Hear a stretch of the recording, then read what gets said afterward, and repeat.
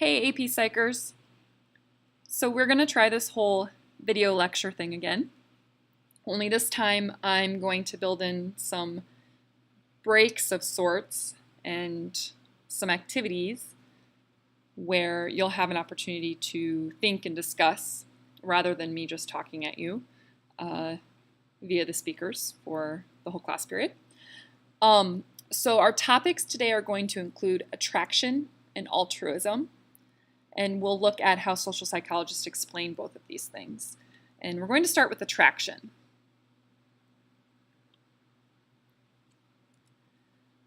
Social psychologists have researched, why do people fall in love? Why are people attracted to one another?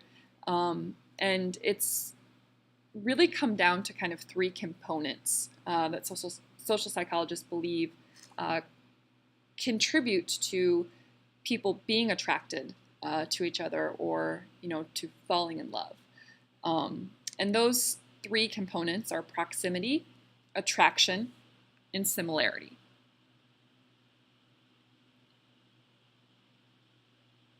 We're going to break these down one by one and talk about exactly what is meant and exactly what the research in the field of social psychology shows.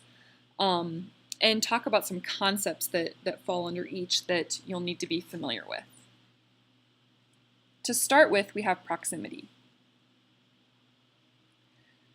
The book talks about how proximity is geographic closeness, but I would argue that that's not necessarily fair anymore.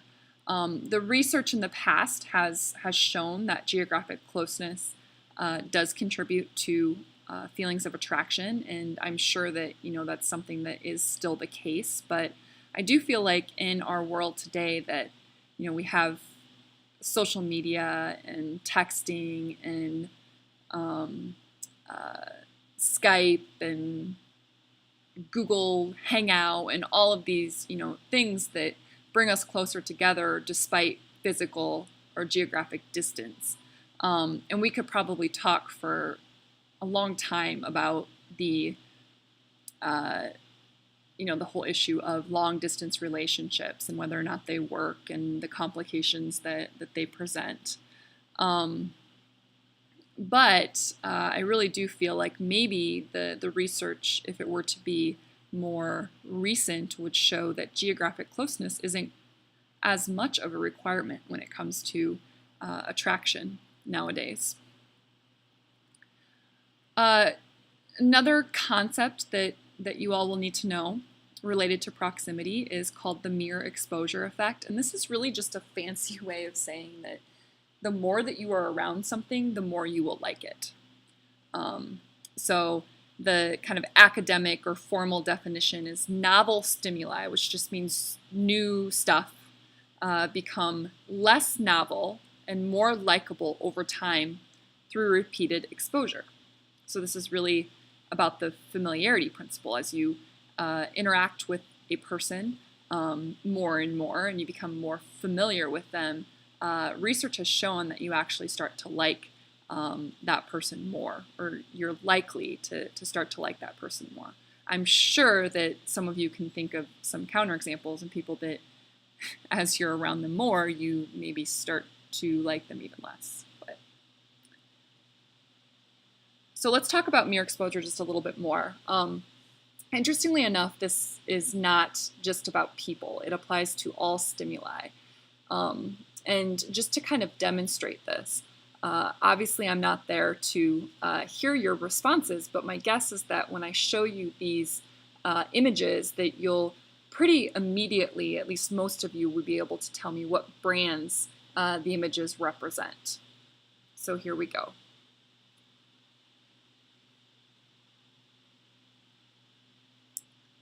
Okay, well, of course, that's Flo from, is it State Farm? I think it's State Farm. She's the insurance person. I'm actually going to Google that real quick on my other computer here.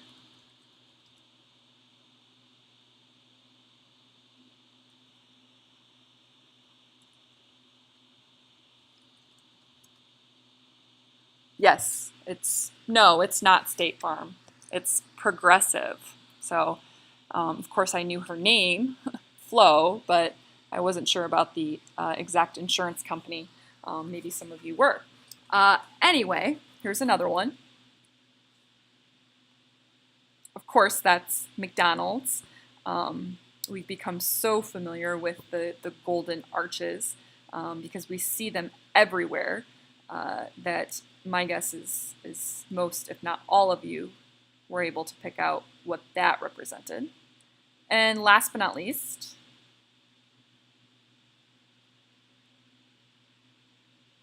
and that's Starbucks, of course.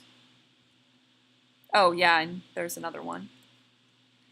That's, of course, the Geico gecko. And if I were there right now, I would probably have you all vote on who is better, Flo from Progressive or the gecko from Geico. The answer is clearly the gecko. All right, so something else that we need to talk about and that we can explore in more depth that's really interesting is this idea of whether or not attraction is universal or particular to individual cultures. And what we're kind of getting at here is physical attraction, particularly, which is really difficult to define. It's often there are parts of it, at least, that are very specific to culture. But then the question is also, are there parts of physical attraction that are universal, that everyone in the world would say, that this characteristic or this feature on a person makes them physically attractive? So we're going to do a little activity here that's just kind of going to require some reflection from you all. And I'm going to be showing you a photo story. And in this photo story, there's a photojournalist. Her name was Esther. She sent her picture to beauty magazine photo editors around the world. And she asked the editors to make her beautiful using Photoshop. And she wanted to see what each of the different cultures that she had sent her picture to would do with her photo. For each of these, I'd like you to just consider what, as we look through them, consider what you think seems to be universal and what you think seems to be particular to the culture. And if you could jot down some of your observations, maybe just in the margin of your notes or just write, where you are in your notes, be ready to share those after we've flipped through the pictures.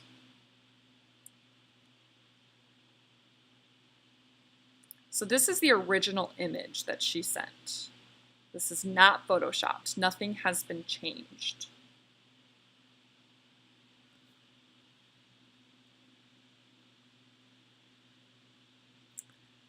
For the next few minutes, I'm just going to flip through the various photos that she received back from different photo editors who lived in various countries with different cultures.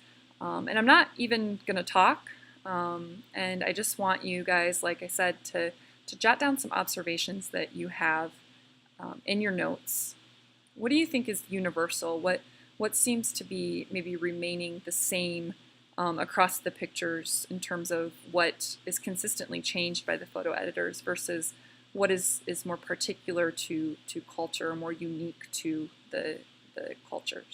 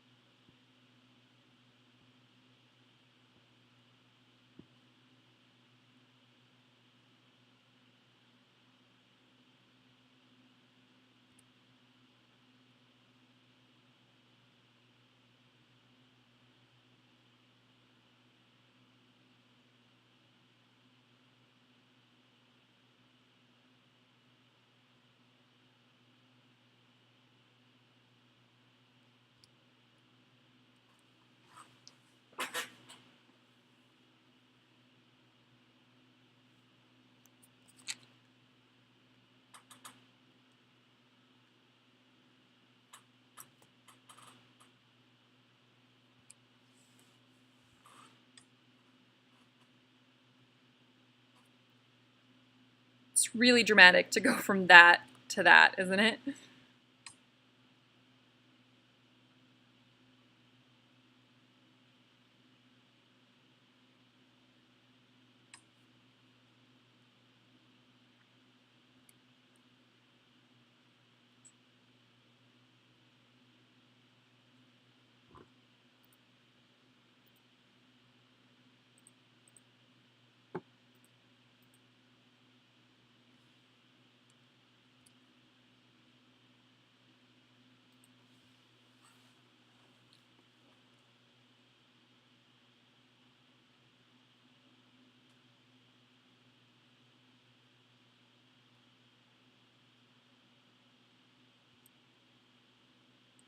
All right, so I'm going to actually flip back through them just a couple of times because I know sometimes when I'm actually there in person, people want to have a second look at some stuff.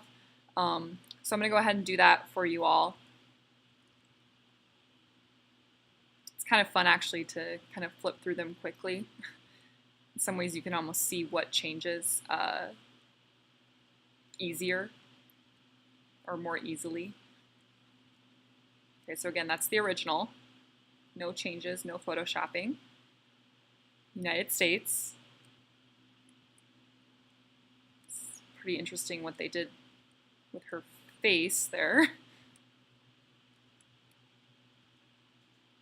Ukraine.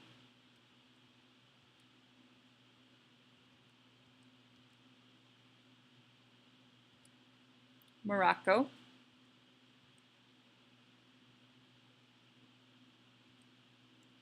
The UK.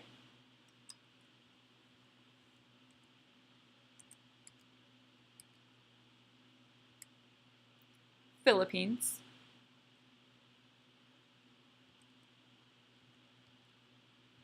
Germany.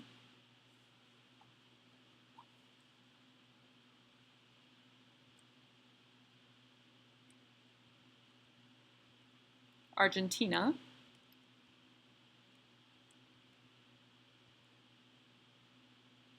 India.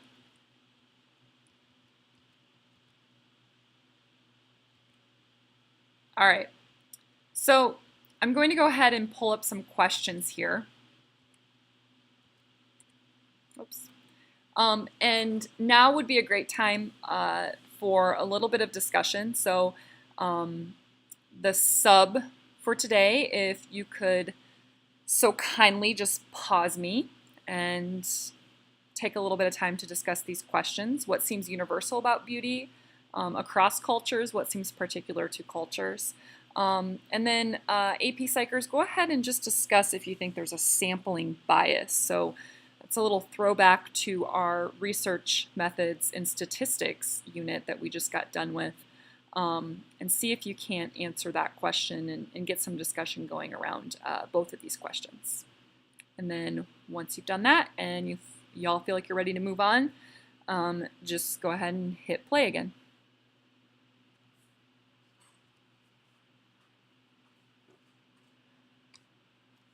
All right, hopefully that discussion was amazing.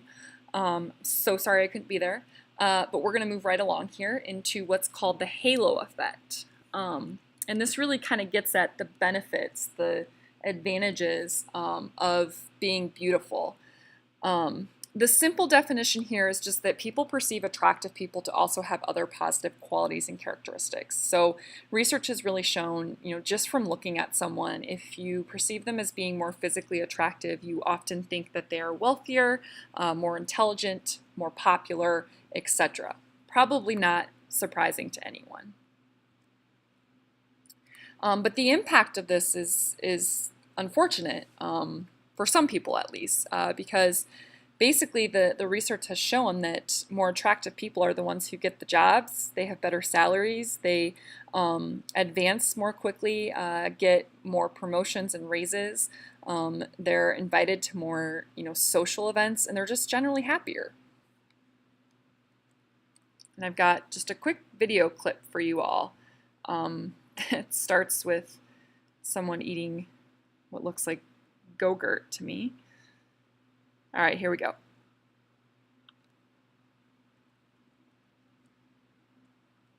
Maybe.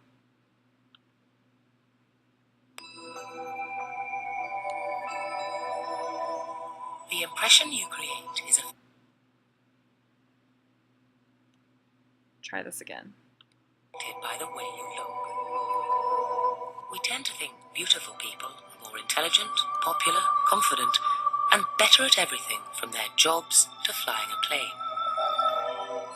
And if you can create a favorable impression, you can create advantages for yourself. You're more likely to get what you want.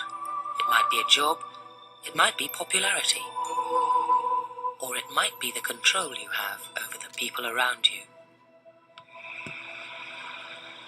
Meet Ruth and Rebecca. Rebecca's classically attractive. Ruth's more on the plain side.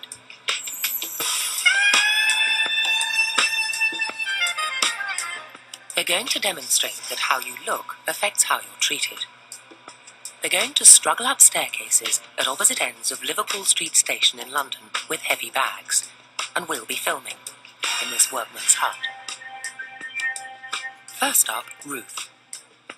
How long before a knight in shining armour rescues this damsel in distress?